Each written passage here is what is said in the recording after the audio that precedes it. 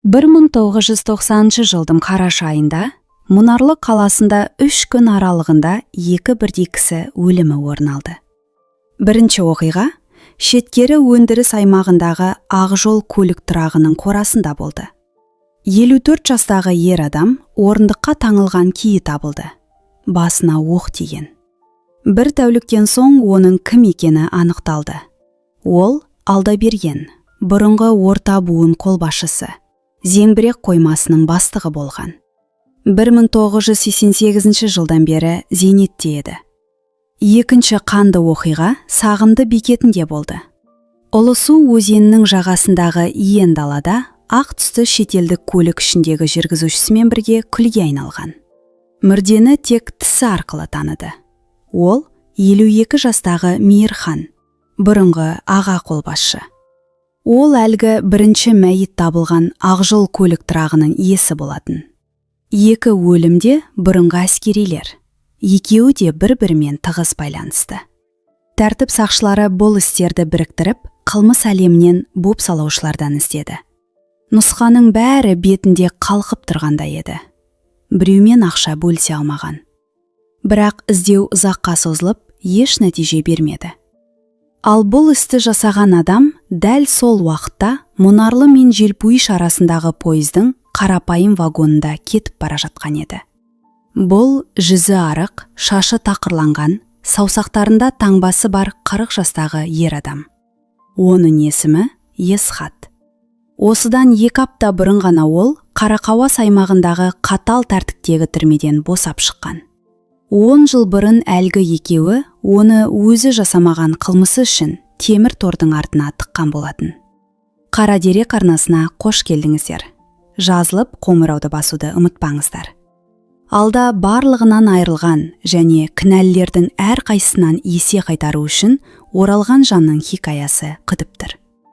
Есхат 1950 жылы туған.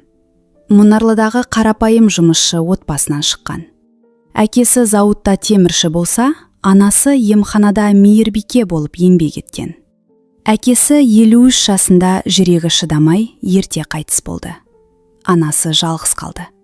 Есхат мектептен кейін әскерге барып, 2 жыл қызмет етті. Оралған соң, қала шетіндегі әскери қоймаға қоймашы болып орналасты. 3 жылдан соң аға қоймашы атанды. Лауазымы жоғары болмаса да, жауапкершілігі зор еді.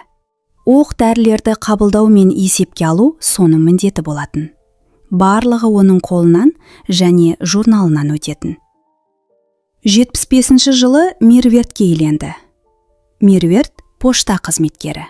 Дауысы жұмсақ, иманда еледі. Пәтерге тұрды. Бай болмаса да, тұрмыстары берекелі болды. Балалары болмады, бірақ тағдырға налыған жоқ. Есхат жарын, анасын және өзінің қарапайым өмірін жақсы көрді.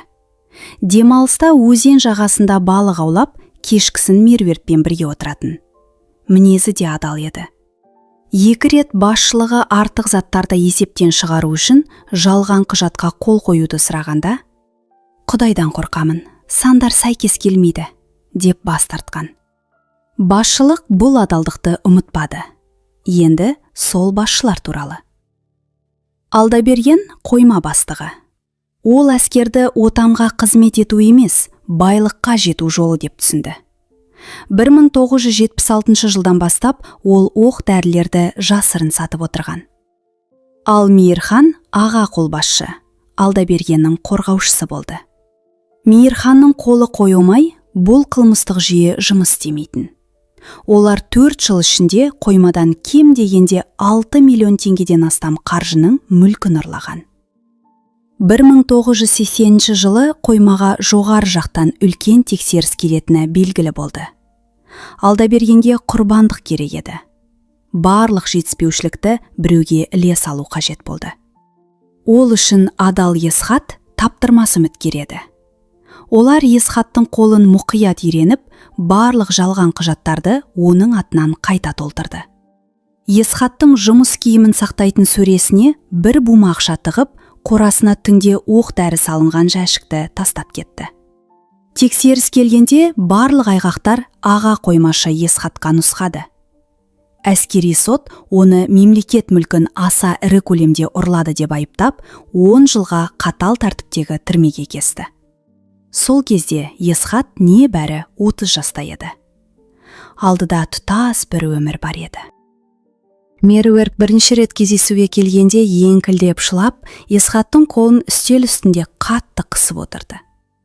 Екінші рет келді, үшінші рет келді. Бірақ төртінші рет көрінбеді. Жарты жылдан соң жұқа конвертке салынған тамыз қолтаңбамен жазылған хат келді. Есхат, кешірші, қолымнан келер емес. 10 жыл деген 2 жыл емес қой. Шыдай алмаймын. Ажырасуға арыз бердім. Кешір мені. Ол жауап жазбаған жоқ. Хатты бүктеп, төсегінің астына тығып қойды. Темір торға қарап жатып бәрін түсінді. Тағдырдың салғанын қабылдады. Басқа не істей алады? Анасы болса әр айдың бірінде торкөз дәптердің парағына ұсақ жазумен хат жазып тұрды. Есхатым, шыдап отам. Мен күтемін. Міндетті түрде күтіп аламын. Хаттар сағат сияқты дәл келетін. 1985 жылдың наурызында хат келмеді. Сәуірде де хабар болмады. Мамырда тәтесінен басқа хат келді. Есхат, анаң қайтыс болды. 12 ақпанда жүрегі тоқтап қалыпты. Әкеңнің жанына шеткері зиратқа жерледік. Бірден жаза алмағаным үшін кешір. Қалай айтарымды білмедім. Балқия ана бос пәтерде жалғыз жатып, баласын күте-күте көз жұмды. Есхат бұл хатты жұмыс үстінде оқыды. Оқыды да бүктеп қалтасына салды. Қайтадан ісіне кірісті. Кешкісін төсегіне жатып, таң атқанша көзін ілмеді. Жылаған жоқ. Жылауды баяғыда ұмытқан. Түрмеде Есхат сынбады. Өзіне қол жұмсамады. Темір өңдеу цехында жұмыс істеді. Қолы жұмыста болғанымен ойы азат еді. Сол азат ойында асханада болсын, жазалау бөлмесінде болсын, ол 2 есімді дұғадай қайталап жүрді. Алдайберген, Мейірхан. Осы 2 есім оның өмірге деген соңғы үмітін ұстап тұрды. 10 жыл. 3650 күн. 2 есім. 1990 жылдың қазан айы. Түрме қақпасы. Жаңбыр сіркіреп тұр. Есхат қолындағы полиэтилен пакетімен сыртқа шықты. Қолында босатылғаны туралы анықтама және 240 теңге ақша бар. 10 жыл бұрынғы киімі үлкен. Өйткені 20 келіге арықтаған еді. Оған мемлекеттік күрте мен шалбар берді. 40 жаста болса да, түрі 55-тен асқан қарт адамдай көрінетін. Шашы әппақ, тістері де сиреп қалған.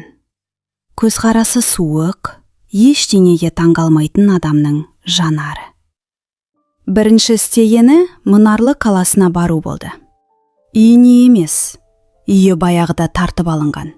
Әскери прокуратураға барып, істі қайта қарауды сұрап арыз жазды.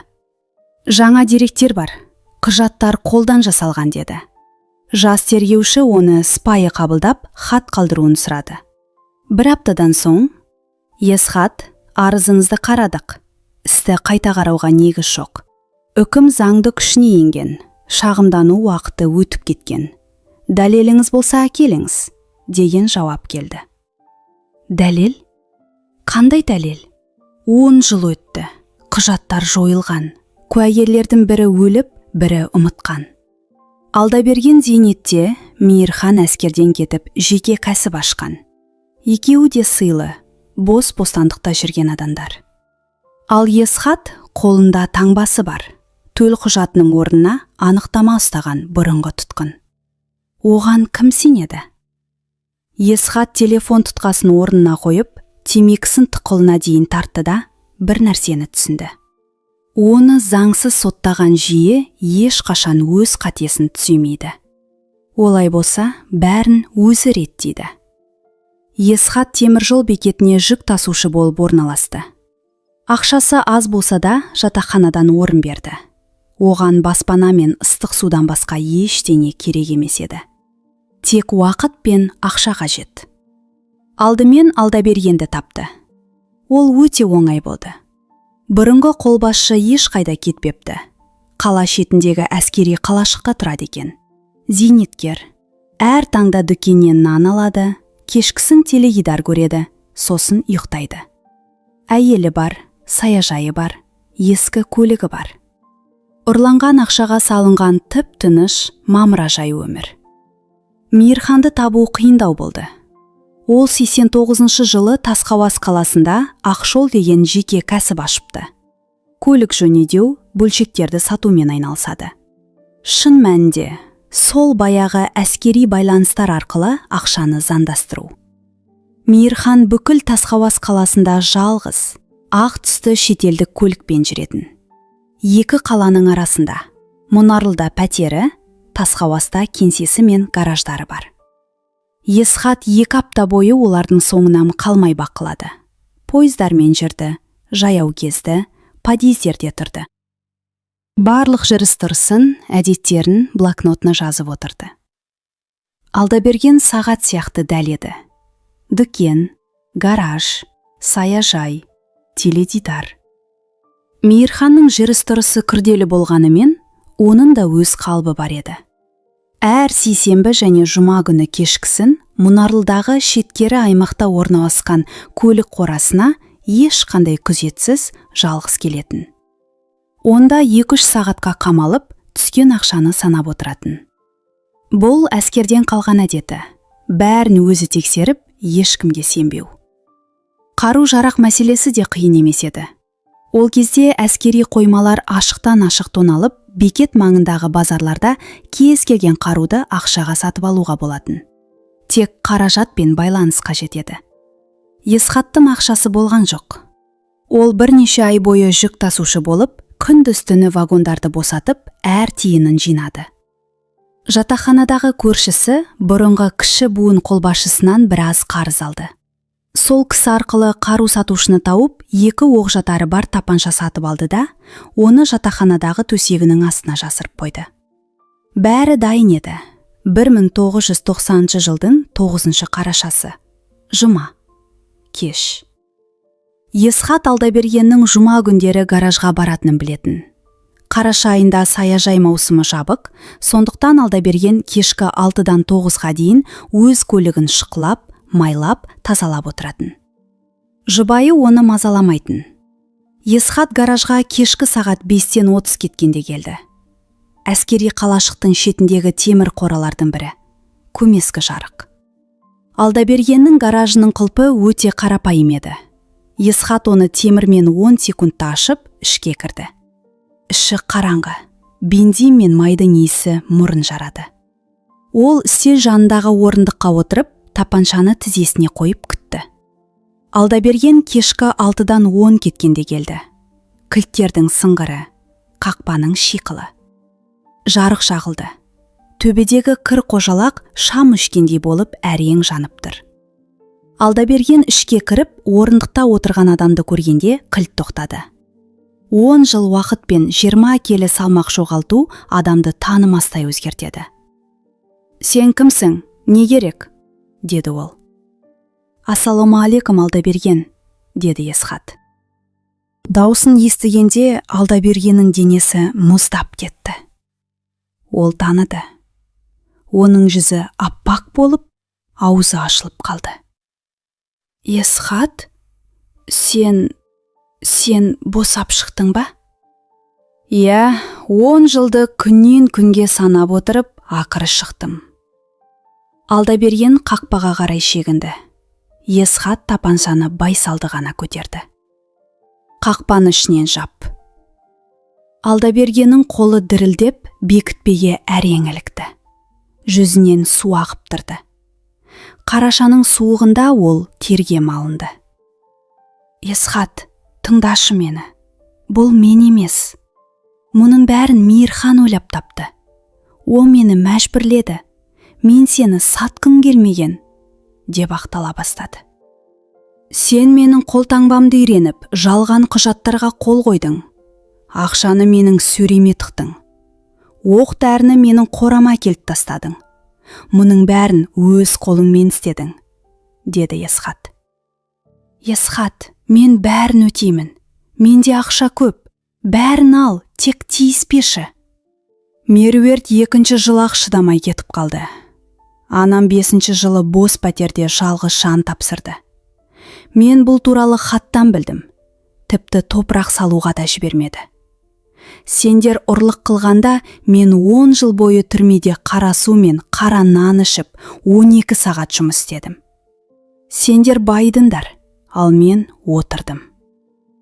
Есхат орындықтан тұрып Алдабергеннің қасына келді. Оны үстел үстінде жатқан жіппен орындыққа таңып тастады. Алдаберген қарсыласпады. Тек немерелері мен әйелін айтып, өзінің ауру екенін айтып жылай берді. Есхат оған қарап тұрды. 10 жыл бойы осы сәтті армандап еді.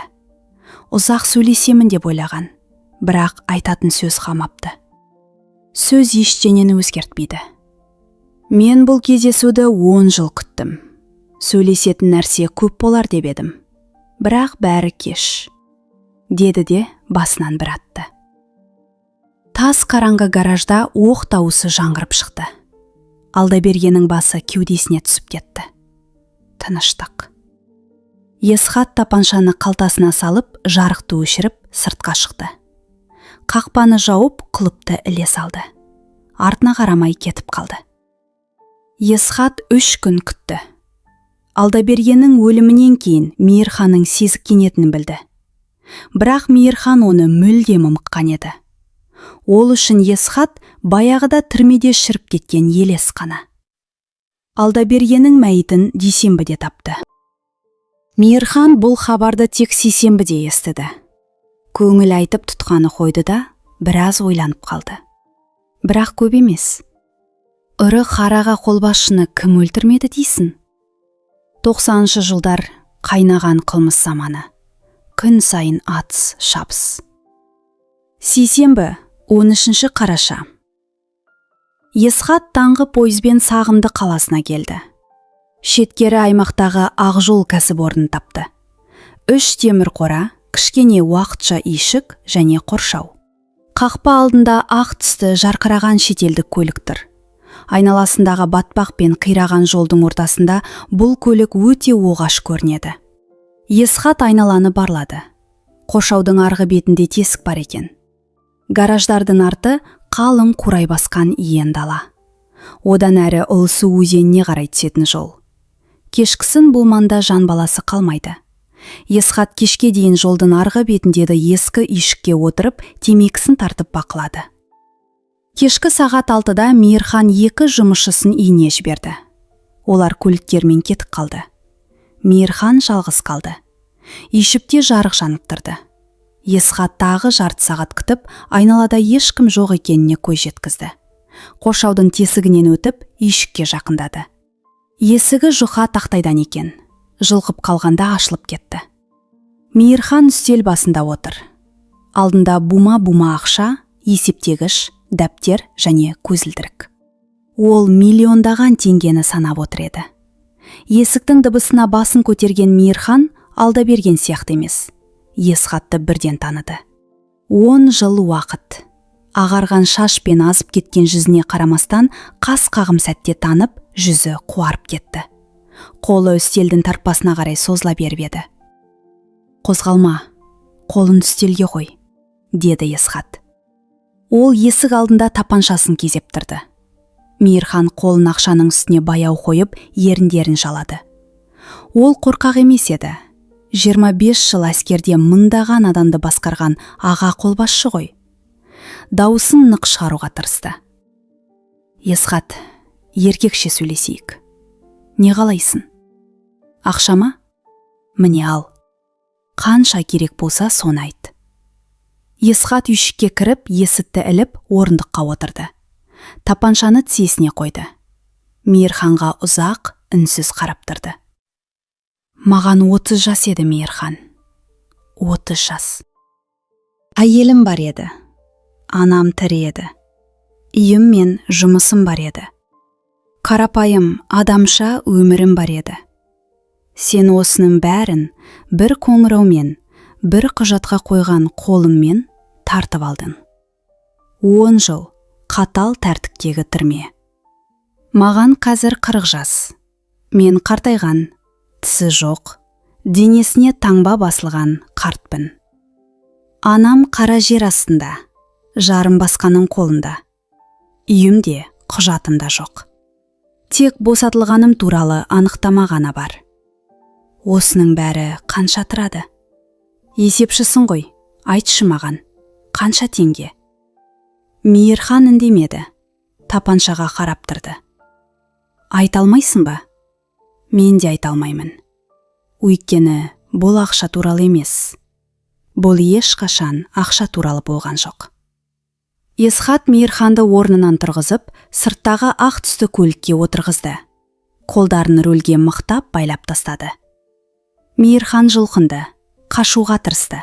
Бірақ Есхат 10 жыл бойы темір цехында жұмыс істеген, қолдары әлі де қуатты еді. Қорадан бір құты жанармай тауып алып, көліктің үстіне төкті. Мейірхан айқайлады, боқтады, қорқытты, соңында жалбарынды. Есхат ештеңені естімегендей болды. Жоқ, ол бәрін естіді. Бірақ бұның еш маңызы қалмаған еді. Ол 10 қадам артқа шегінді де шырпыны жақты. Қарашаның қараңғылығында сап-сары от жарқ ете түсті. Көлік бірден лап етіп жанды.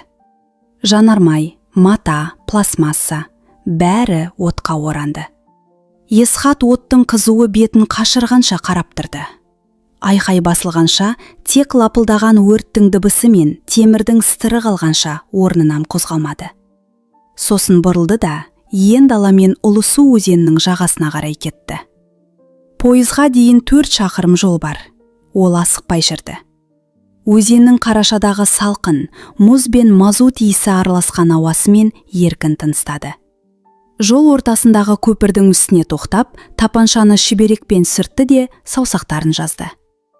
Қару қара суға дыбыссыз батып кетті. Мәңгілікке. Пойызға аттанардан 3 минут бұрын үлгерді. Бос вагонға отырып, терезеге қарап кетіп бара жатты. Түн. Ауылдардың оттары. Оның санасында 3650 күн бойы сайрап тұрған 2 есім. Алдаберген мен Мейірхан. Мәңгілікке тынышталды. Іші босап, жүрегі тынышталды. Бәрі бітті. Мейірханның мүрдесін таңертең жұмысқа келгендер тапты. Бірден сақшыларды шақырды. Олар Мейірханды тек тістері мен сүйегіне жабысып қалған некеш үзігінен таныды. Бұл өлімді Алдабергеннің ісімен бірден байланыстырды. Екеуі де әскери, екеуі де байланысты. Негізгі болжам қылмыс әлемінің есеп айырысуы. Ақжол кәсіпорны баяғыдан күдіктеді. Ақшаны заңдастыру, ұрланған бөлшектерді сату. Мейірхан біреуге қарыз болған, немесе біреудің жолын кескен деп ойлады. Ал Алдабергенді куәгер ретінде көзін жойған деген қорытындыға келді. Болжам өте әдемі, қисынды, бірақ мүлдем қате еді. Олар ондаған адамды, қылмыскерлерді, кәсіпкерлерді тергеді. Бірақ қарапайым жүк тасушы болып жүрген Есхатқа ешкімнің күдігі түспеді. Мұнарлы мен Сағындыдағы жағдайды тәртіп сақшылары жан-жақта тексерді. Мейірханның қарыздарын, жауларын, байланыстарын түгел қарап шықты. Бірақ Есхатты ешкім тергеген жоқ. Оның есімі тек бір рет қана аталды. Жас тергеуші баяғы қоймадағы ұрлық туралы ескі істі көтеріп, онда сотталған Есхаттың аты жөнін көрді. Оның 1990 жылдың қазан айында босап шыққанын бастығына баяндады. Бастығы босатылған күні мен кісі өлімдерінің арасындағы 2 апталық уақытқа қарап басын шайқады. 10 жыл түрмеде отырып жаңа шыққан қоймашы қаруды қайдан табады? Мейірханды Сағымдыдан қалай іздеп табады? Оған ақшаны кім береді? Бұл кәсіби мамандардың ісі. 3 күнде 2 бірдей тапсырыспен кісі өлтіру, бұл жерде ірі топтардың мүддесі жатыр. қапшығын арқалаған бұрынғы тұтқынның қолынан келмейді, деді. Бұл болжамды шетке сырып қойды да, кейін мүлдем ұмытты. 8 айдан соң іс тоқтатылды. 1991 жылы одағы дырап, тәртіп сақшыларына ескі істерді қазуға уақыт болмады. Күн сайын жаңа мәйіттер, жаңа жарылыстар мен атыстар болып жатты. Алда бергенмен Мейірхан сол қанды толқынның астында қалып ұмытылды. 1993 жылы іс толық жабылып, нарық заманындағы қылмыстық есеп айырысу деп мұрағатқа өткізілді. Есхат Мейірханның өлімінен 2 күн өткен соң Мұнарлыдан кетіп қалды. Заттарын, ауыстыратын киімі, ұстарасы мен блокноты салынған пакетін жинап, Көгілдір қаласына жол хат алды. Неге бұл қала екенін өзі де білмеді. Тек алысқа кетіп, үлкен қалада сіңіп жоқ болғысы келді.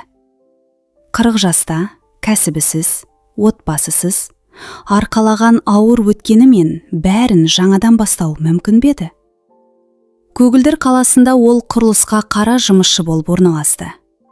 Кірпіш тасыды, ерітінді иледі, ор қазды. Жұмыс ауыр болса да, 10 жылдық түрме мектебінен өткен Есхатқа бұл түк емес еді.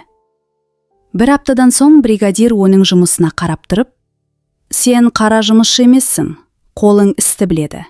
Бетон құюға ауыс», деді. Жарты жылдан соң Есхатты бригадир етіп тағайындады. Ол үнсіз, бірақ өте ұқыпты жұмыс істейтін. Арақ ішпеді, жұмыстан қалмады, ешкіммен жанжалдасқан жоқ. Өткені туралы тіс жармады. 90-шы жылдары құрылыста жүргендердің жартысы түрме көргендер еді. Сондықтан ешкім артық сұрақ қоймайтын. 1992 жылы жатақханадан жеке бөлме алды. 12 жылдан кейін алғаш рет өз еркімен жабылатын есігі бар 4 қабырғаға ие болды. 1994 жылы қала шетіндегі көп қабатты үйден 1 бөлмелі пәтер берілді. Гүлді түс қағаздары бар, терезесінен иен дала көрінетін кішкентай болса да өз үйі. 14 жылдан кейінгі алғашқы жеке баспанасы. Есхат бос бөлменің ортасында тұрып, терезеге ұзақ қарады. Сосын еденге отырып, үнсіз қалды. Ол қайта үйленбеді, бала сүймеді. Әйелдер болды, бірақ ол ешкімге бауыр баса алмады. Жалғыз тұрды.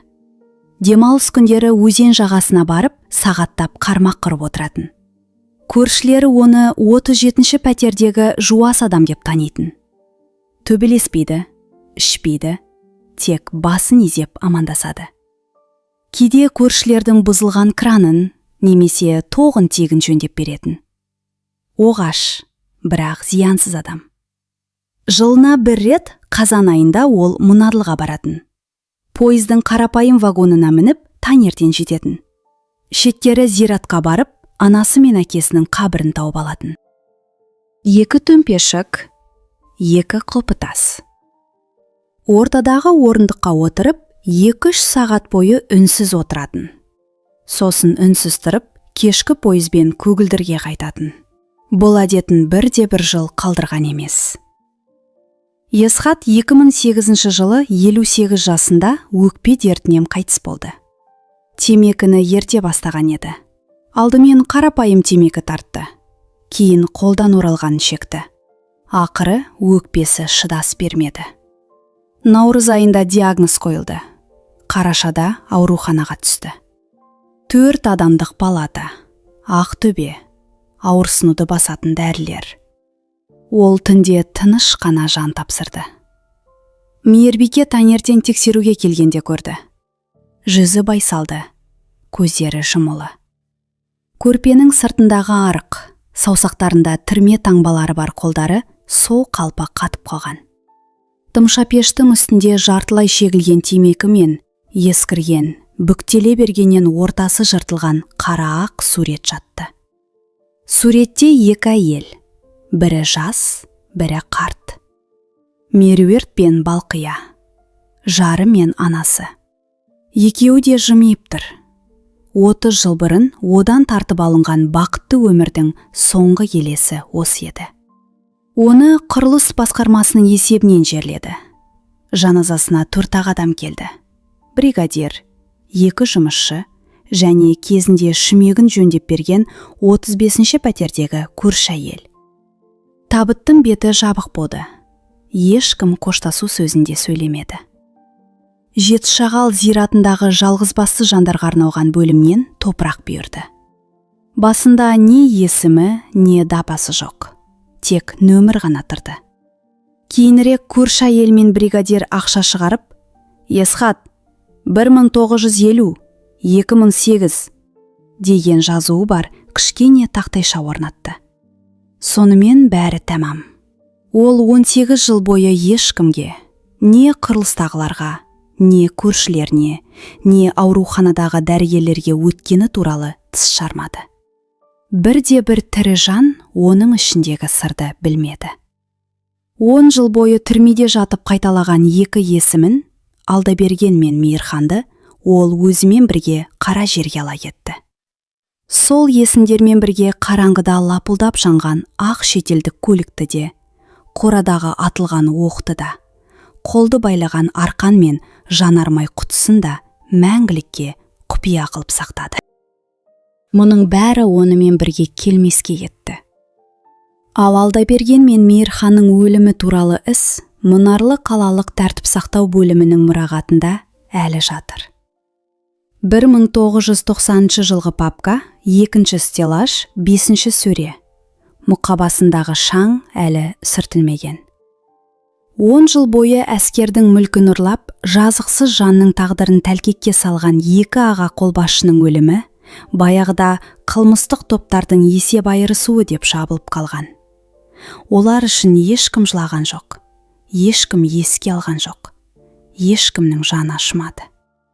Міне, осындай хикая. Біреудің қылмысы үшін 10 жыл қатал тәртіптегі түрмеде отыру. Анасы баласын күте алмай көз жұмды. Жары басқаға кетті. Жастық шағы, денсаулығы, бүкіл өмірі ұрланды. Ал сол өмірді ұрлағандар тыныш қана өмір сүрді. Мемлекеттен зейнетақы алып, жеке кәсіп ашып, ақша санап, арқа-жарқа шай ішіп отырды. Бір күні есік ашылып, табалдырықта олар 10 жыл бұрын ұмытқан адам пайда болғанша. Қалтасында босатылғаны туралы анықтамасымен тапаншасы бар адам. 2 есім мен темірдей төзімнен басқа ештеңесі қалмаған адам. Сіз Есхаттың орнында болсаңыз, не істер едіңіз? Өз ойыңызды пікірге жаза етіңіз, арнаға жазылыңыздар. Бұл жерде тек құпиясы ашылмаған хикаялар ғана жарияланады.